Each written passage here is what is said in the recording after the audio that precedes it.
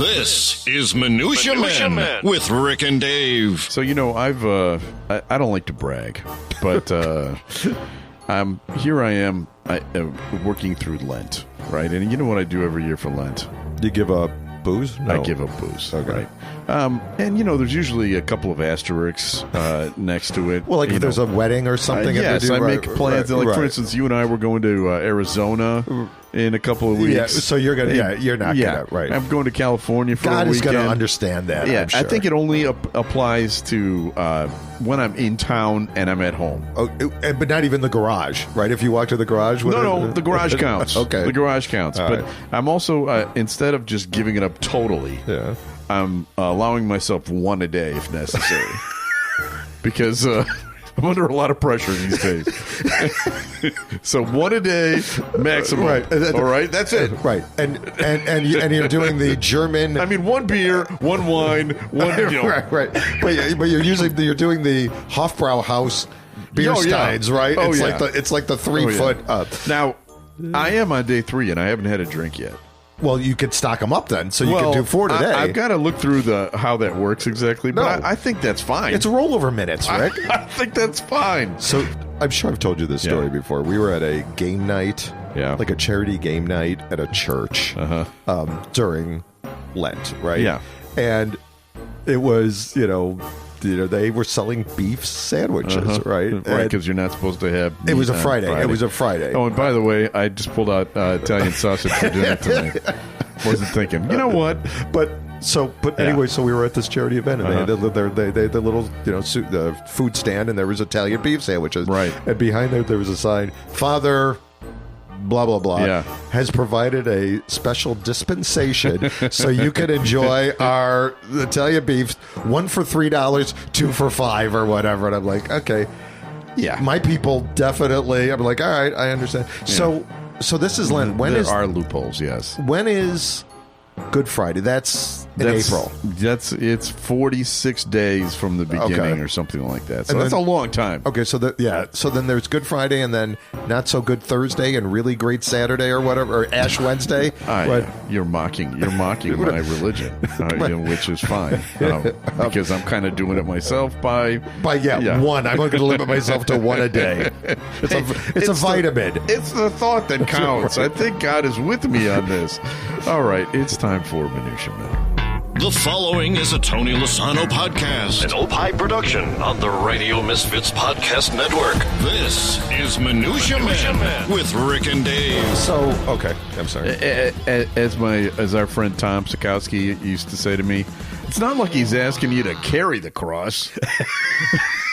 So that's kind of how I look at it. So theoretically, you can give up alcohol, but then just take cocaine or gummies or whatever. And I'm not going to do that. Right. So that's your real sacrifice that way you're doing. I am German. I mean, there have to be some compensations for that. So how much weight do you generally lose? I usually lose about 10 pounds every Lent.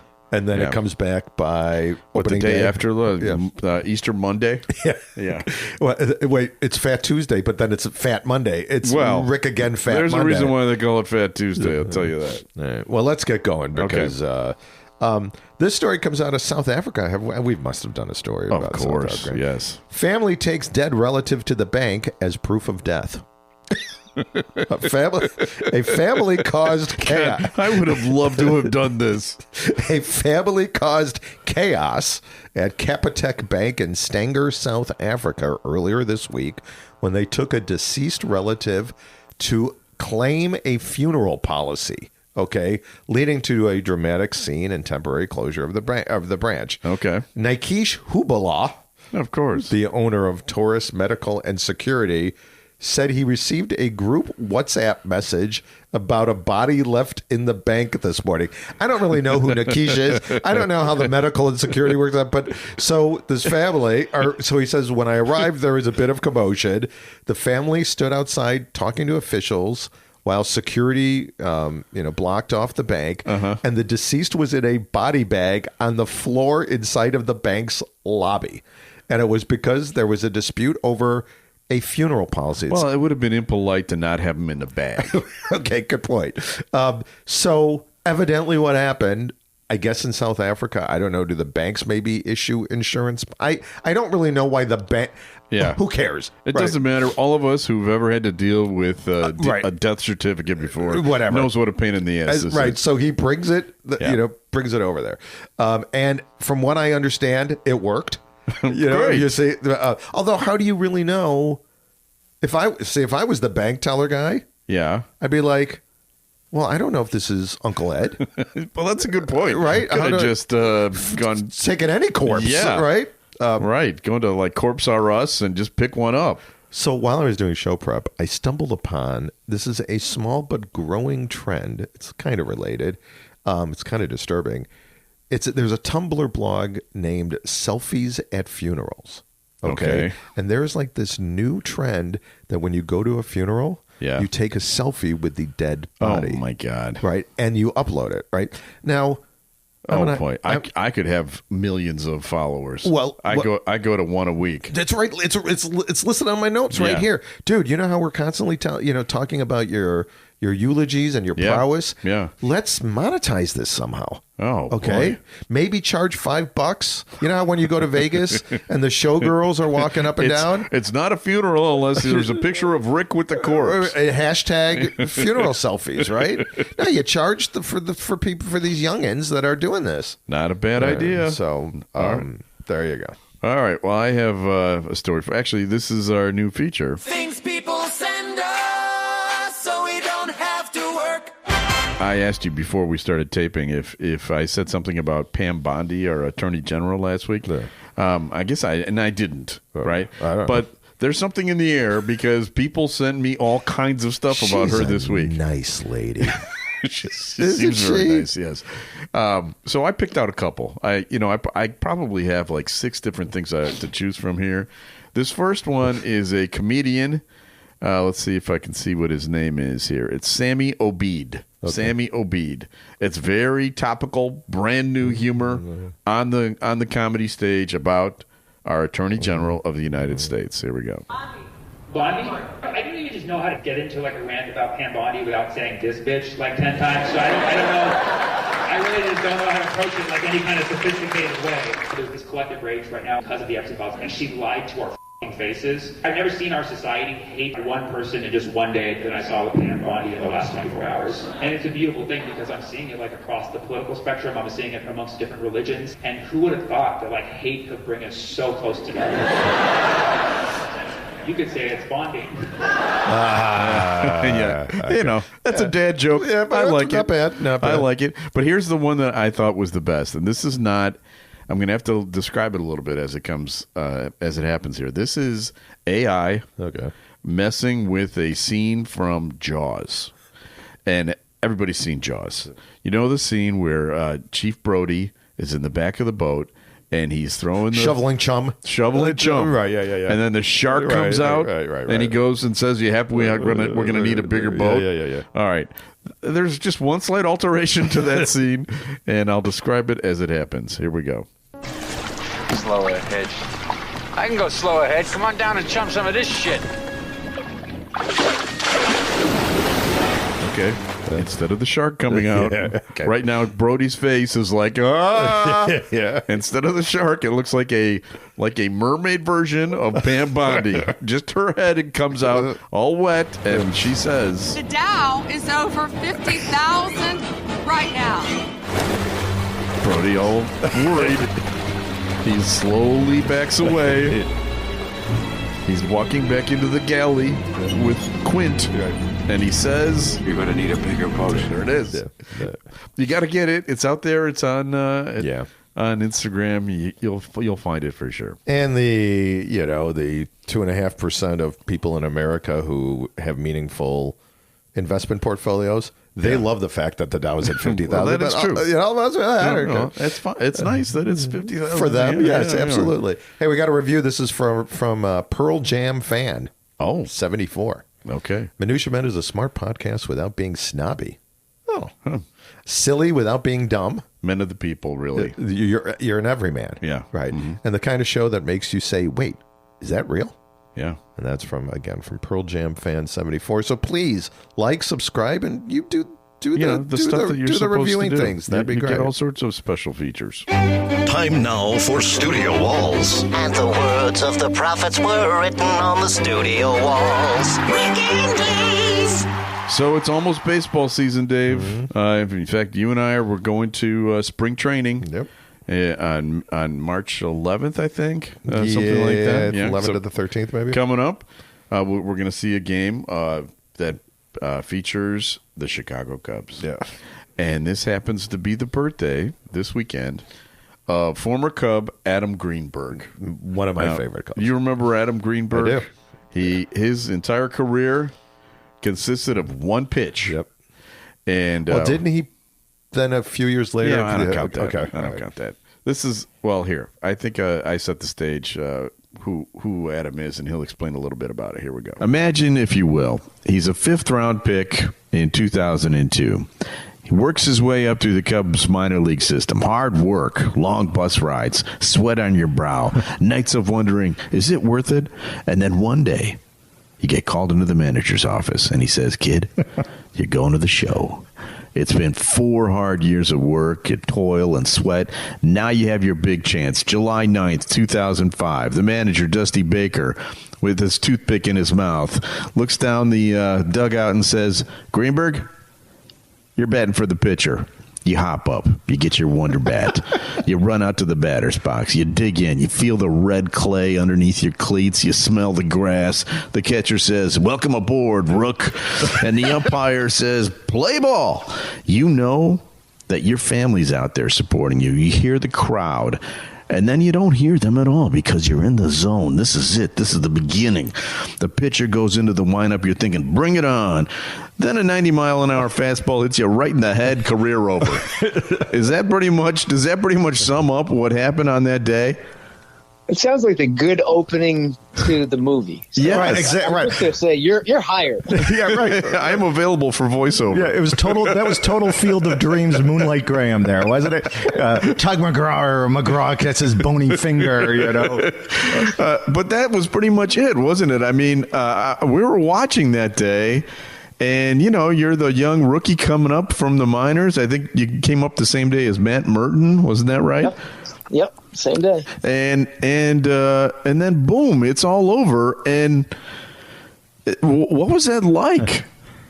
I mean, you kind of painted the picture, so I think everyone who heard what you said could imagine what it was like. It was everything you said. It was a dream come true. I'd worked my entire life, overcame a lot of obstacles. I mean, you just think about the reality of how hard it is to get there. 8 million people try every year throughout the world in 750 spots.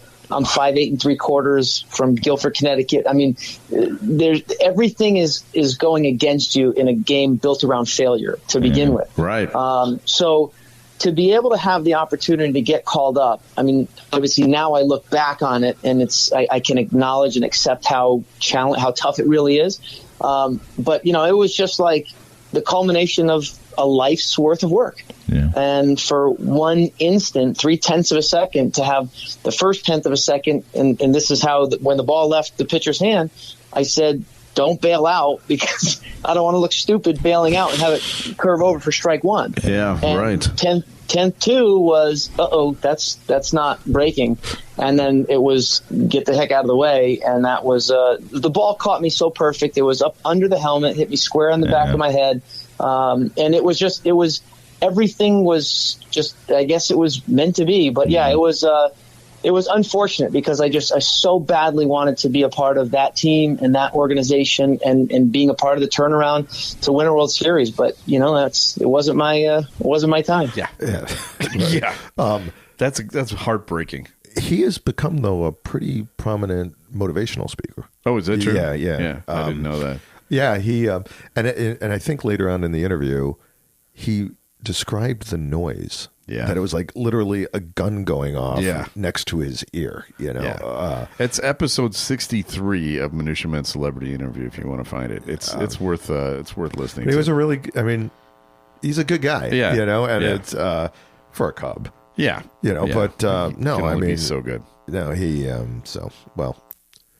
Good vibes to Adam. Yes, exactly. Hey, I got another story. Okay. Olympics. Have you been watching the Olympics? I have been. Yeah. What is your favorite sport, Vince? I saw a sport last night that I'd like to participate in. Curling? It's like mountaineering. I think it's called mountaineering. I think you'd be great at it. Because you have to ski uphill. Okay. Right? Yeah. And then the hard part, you have to take off your skis and walk up like 50 steps. Is this really a thing? Yeah. And then you put your skis back on, and then you ski down. Okay. With these crappy like cardboard like skis. It look, I was watching it. Probably for like 40 minutes last night, and I was getting tired watching it. And these were. Is this a new thing? Because I don't think I've never heard of it. Yeah, never heard of it. But yeah, I'll be in the next Olympics for that. Well, yeah, curling. Do you know how they score in curling? By the way, no, I have no idea. I tried figuring it out, and I'm sure it's really easy. I still can't. It's a shuffleboard-esque. Yeah. Well, this comes out of Australia. Okay. Drunk Olympic reporter breaks her silence after sparking concern with embarrassing moment on live TV. Yeah. We'll have audio in a second. Australian reporter Danica Mason, who went viral for doing a live Olympic segment. Well, she was a little schnockered up. A little drunk. She probably gave it up for Lent. And then went to but you're in the Olympics. Right, you're in Italy. God is going to understand, right? I mean, please. So the Channel 9 sports reporter returned to the Today Show following the event, admitting that she was embarrassed and taking full responsibility on how she appeared during her live shot from Italy the day before. She also went on social media and apologized, and she said that she's taking full responsibility for her actions, but she cited that it was cold and the altitude, and she had an empty stomach. She didn't mention the 7 or 8 Jaeger bombs she may have done before she was on there. Plus, when it's really cold, your lips get isn't that what Trump doesn't Trump sometimes slur? And it's cold medicine. They say that reporters always say, you can't bring a pen when you're covering live stories. When it's cold out because it freezes. So, that's cut her some slack. So how bad can it be? Yeah, well, we've got some audio. Okay. You guys be the judge. Okay, here it is. Like, literally, the price of coffee over here is actually fine. It's more the price of coffee in the US that we are going to have to get used to. I'm not sure about the iguanas. Where are we going with that one? But anyway, the fact that we've got so many athletes who are willing to compete as well after her as well. She is just one of those athletes that you keep in their mind and you just look at them and go, what an inspiration. No, I agree. Yeah, she has a long road ahead of her. I agree with you completely, Danica. Boy, yeah. Have you ever been wasted on? Were you ever wasted on the air? Not from drinking. No, never. Okay. But there was a time, and I'm sure you remember this, right when they changed the marijuana laws and made it legal again. Yeah. You came over one day when we were doing the podcast, and you gave me a gummy. No, I think it was I think it was a vape. Was it a vape? I think it was a. Whatever it was. Well, actually, I think this was before it was legal in Illinois. I think I came back. No, it was definitely legal. Okay. Yeah. Yes. You're right, Your Honor. But we did one show very early on, almost 10 years ago.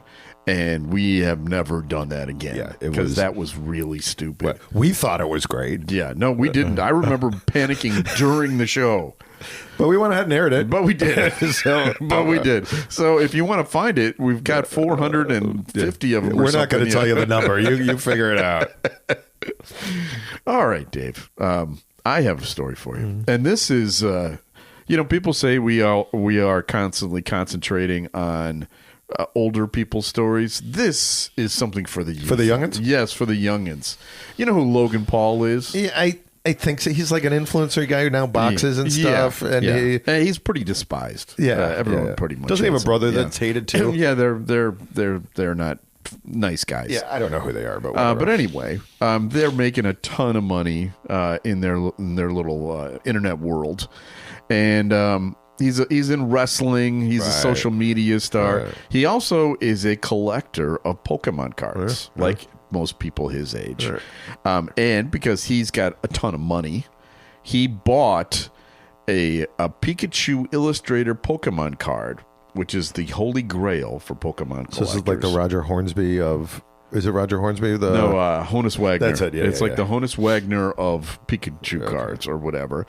He bought it for $5.27 million in 2021, and people made fun of him. $5 million. What a moron. Well, he just sold it this week for $16.5 million. And the reason I bring it up is not because of the cost or anything. The reason I bring it up is because the person who bought it. Yeah. Oh my gosh, this is crazy, said Paul, who placed the card around the neck of the winning bidder. You ready? Yeah.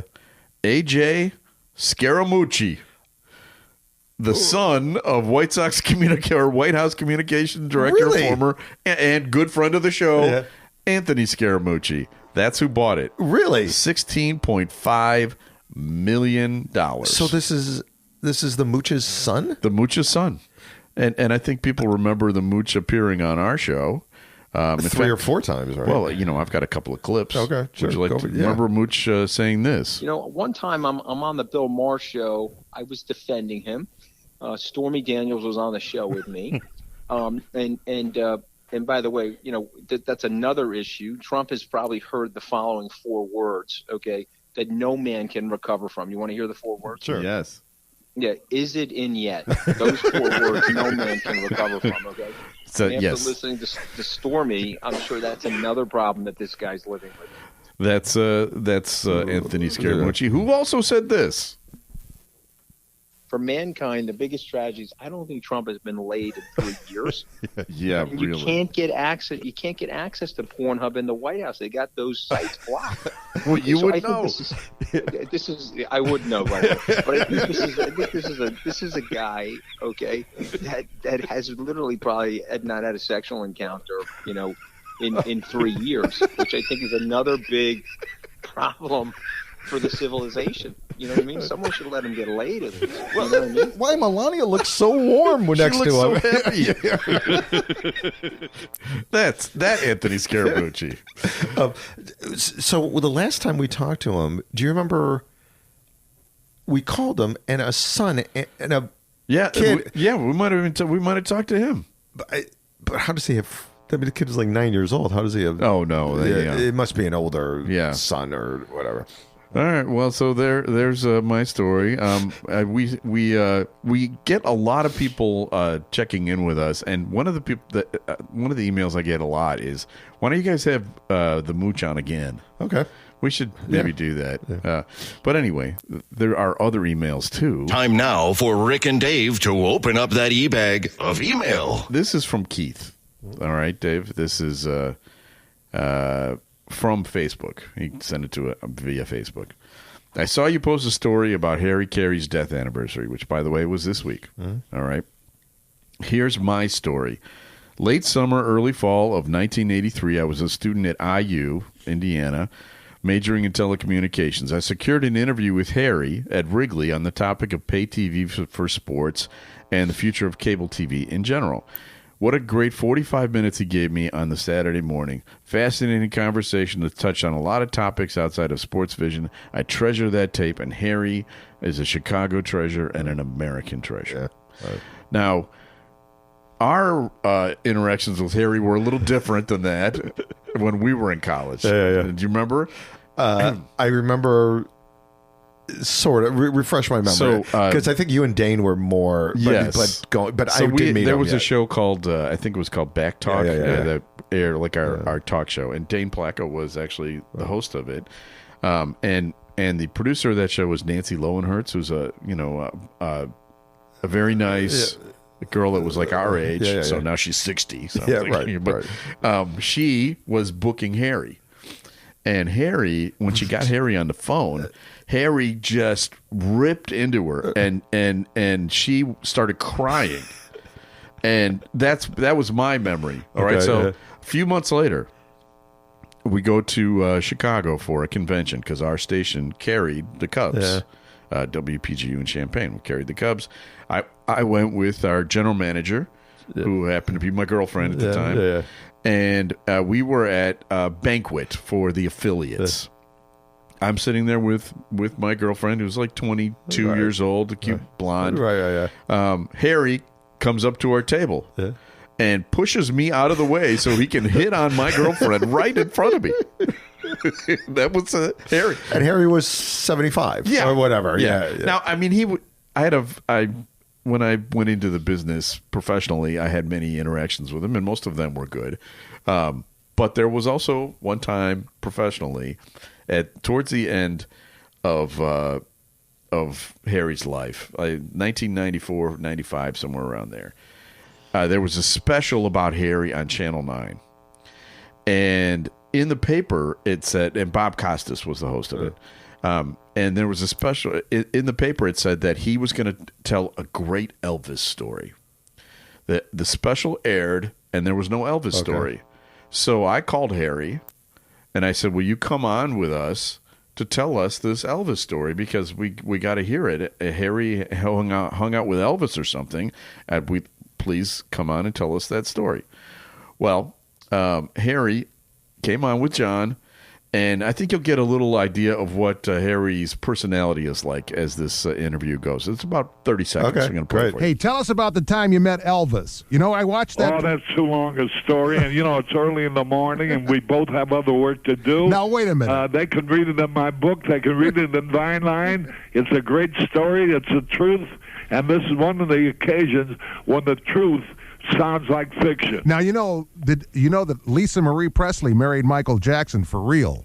Yeah, I know that. Well, then this is an oldies station, so we play a lot of Elvis. So when we read in the paper about your thing with Bob Costas on that special, he even said in the paper, in the Tribune, make sure you hear Harry Carey's story about meeting Elvis Presley. Then I go to watch the TV show. The story's not on there. Then we get a hold of the production staff. They say they edited it out, and it's in some sort of lost limbo somewhere, and somebody else called and said, read the book. So I thought I'd ask you about it.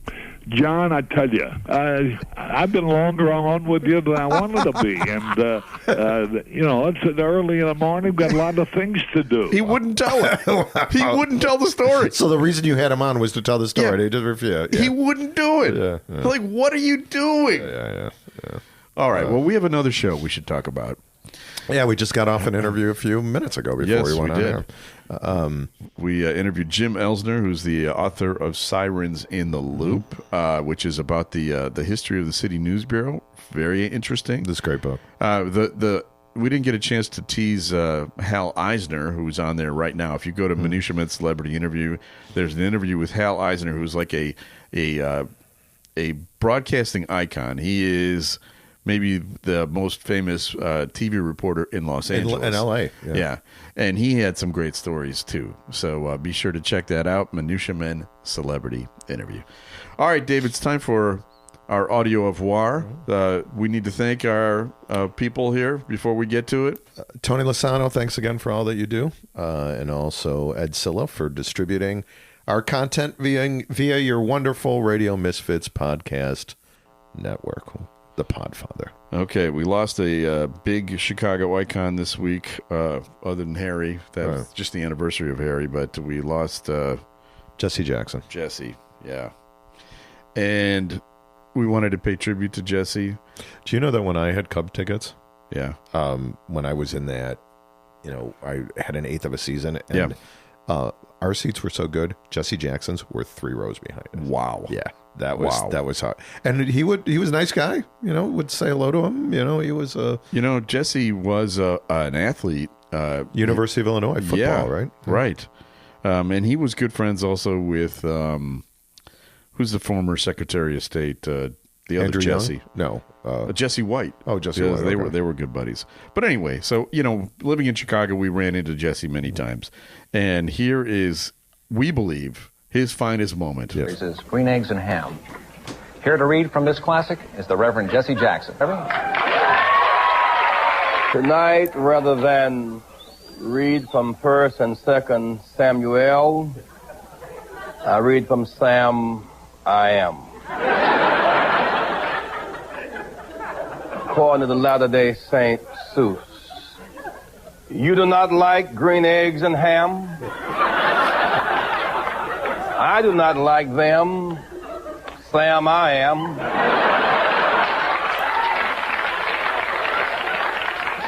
I could not, would not on a boat.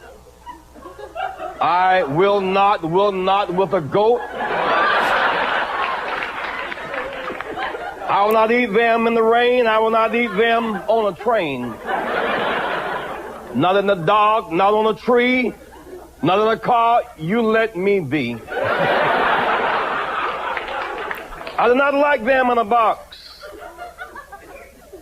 I do not like them with a fox. I will not eat them in a house. I do not like them with a mouse. I do not like them here or there. I do not like them anywhere. I do not like green eggs and ham.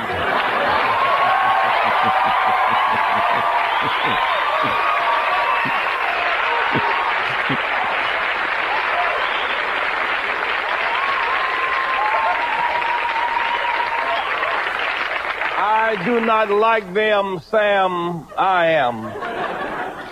You do not like them? So you say. Try them, and you may. Try them, and you may, I say. Sam, if you will let me be, I will try them, you will see. Say, I like green eggs and ham. I do, I like them, Sam, I am. And I would eat them in a boat. And I would eat them with a goat. I do so like green eggs and ham. Thank you, Sam. I am.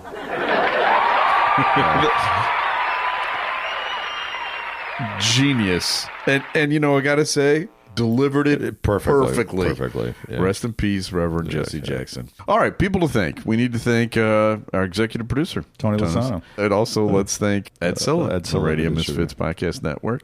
Great Talk Radio isn't dead. It just moved to a better place. Yep. All right, we'll be back again next week with a brand new episode of Minutia Man. The proceeding was a presentation of the Radio Misfits Podcast Network. Find our other great shows on iTunes, Stitcher Radio, and at RadioMisfits.com. Thank you. This has been a presentation of Opie Productions. Tony, can you shut up? I tell you, I've been longer on with you than I wanted to be.